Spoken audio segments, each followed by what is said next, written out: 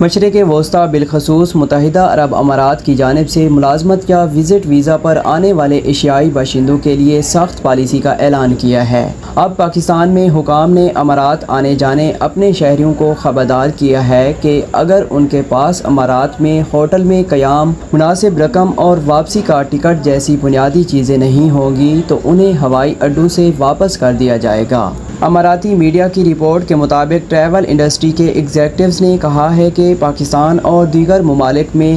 Visit visa پر متحدہ عرب امارات آنے والے سیاحوں کے پاس 3000 درہم فنڈز، واپسی کا ٹکٹ اور ہوٹل میں رہائش یا خاندان کے کسی فرد کے ساتھ رہائش کا ثبوت ہونا ضروری ہے، اور جو لوگ ان معیارات کو پورا کرنے میں ناکام ہوئے تو انہیں امارات میں داخلے سے انکار کر دیا جائے گا اور ان کے آبائی ممالک کو واپس بھیج دیا جائے گا۔ دبئی اور شمالی امارات کے لیے پاکستان کے قونصل جنرل حسین محمد نے امارات میں قیام تمام 17 لاکھ پاکستانیوں پر زور دیا کہ وہ مقامی قوانین کی پابندی کریں اور ان کا احترام کریں۔